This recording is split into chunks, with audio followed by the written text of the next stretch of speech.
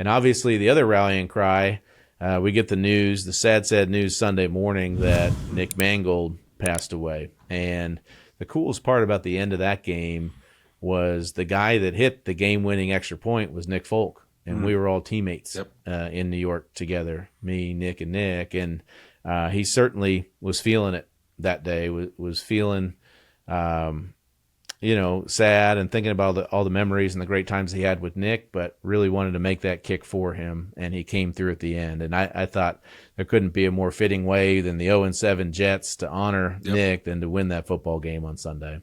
Yeah, really special. And I think it's been, just continued every day, this week. There's somebody coming out and kind of telling a story about Nick and like what a it's just really unfortunate what happened, and it's tough and it's heartbreaking for his family. And, of course, all our love and prayers go to them. But it's also been really special to see how many people he impacted, man, and just to see the amount of people that, really share the things you'd really want to be known for, man. Just the ability to crack a joke and encourage and inspire and make a room better.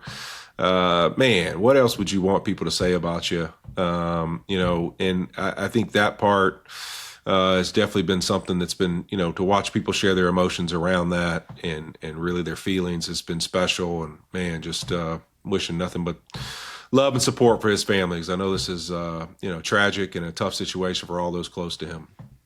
Yeah, I've had a couple of sleepless nights. I mean, of my NFL teammates, you put him in categories, best friends, like he was certainly up there. He was a guy, just his dry sense of humor and his wit, his delivery was so good.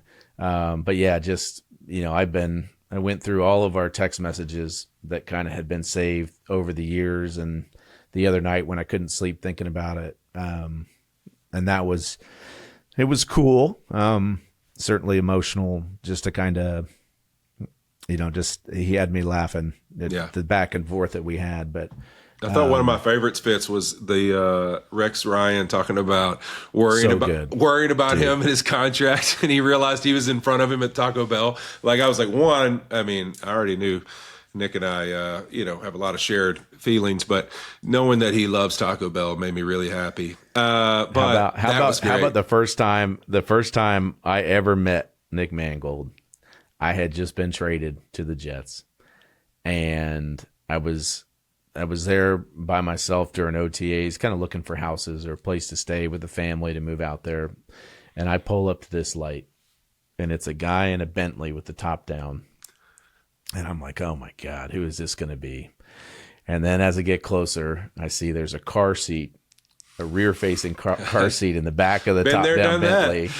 And then I get to the light and stop, and I look over, and it is one furry man, blonde hair, blonde beard, larger than life, Nicholas Mangold. And that was the first time I ever met him. And from that moment on, it says so much about him. He certainly had a taste for the finer things in life. Yes, he did. But it also, family was always the most important thing to him. Yep. And that was something I'll never forget. He also was really big on Fridays. You've got your Fast Friday, or at least that's what teams used to do. And you come in, it's a quick day. You get on the field, you get your work, you kind of get out of there. Well, he did spa day every Friday. And so if it was a home game, he had a green robe that said Mangold 74. If it was an away game, he had a white robe that he put on that said Mangold 74. And he was in no hurry to get out of the facility. He got his treatments. He got his hot tub. He got his cold tub. He got his massage. But it was well known in the building that you were going to see Nick Mangold in his robe on Friday, spa That's day. awesome. And then just the other thing, which is something that we continue to do, the dinners that we have with Amazon and the camaraderie and the fellowship, that was always something that was so important to him. Yeah. He was always the leader of that offensive line room. And he really loved up on the young guys, but he also was old school, and that he was going to make you earn it. He wasn't going to give it to you. So that part of it was also great. He cared so much about everybody in that room and everybody on his team.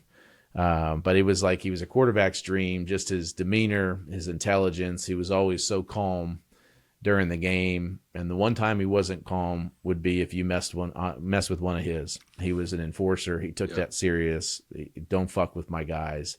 That was kind of his mentality on the field. But super amazing dude. And, right away you just think about his wife, Jenny. You think about the 4 kids. You think about those kids. And it's just a sad day for them. But what a great man. And the outpouring of support has been pretty amazing. Just all the stories and just different things that why everybody loved and respected Nick so much. But I'll be headed out there Monday and Tuesday. He's got a service. Liza will probably come with me on Tuesday. She'll make her way out there just because he was such an important part of our lives and such a great dude. So thank you for letting me, ramble a little bit there. No, of course, brother. He meant a lot to a lot of people, and I know, of course, was somebody really close to you, man. So, yeah, and I just the last thing I'll say on it is, and I'm so fortunate that the day that his diagnosis came out, or the fact that he wanted a new kidney and he made that public plea to say that he needs a new kidney, I called him, and I'm so thankful for that 30-minute conversation because even at that point there was no sense anywhere that the end was near for him. He had been on dialysis and was doing these different treatments and things, but he was really hopeful, and we just got to have a normal half an hour conversation that ranged from his humor and making fun of guys to talking about the kids to how much he loved coaching, and was special to have that 30-minute conversation. I'm really glad it happened. And yeah. And then the other thing is just making the effort. Like when he got put in the Ring of Honor, I think for all of us, like it's hard sometimes because our lives are so busy and kids and everything else. But in these big moments in people's lives, trying to make the effort to be there. I'll think about that day now as a really special day to be able to be involved in that when he was inducted and the party at his house. And, the cops got called because it was getting rowdy. And then the cop, I realized, was really there just to say hi to Nick because they were good buddies. Awesome. But yeah, a lot of good stuff and a lot of good memories with Mr. Mangold.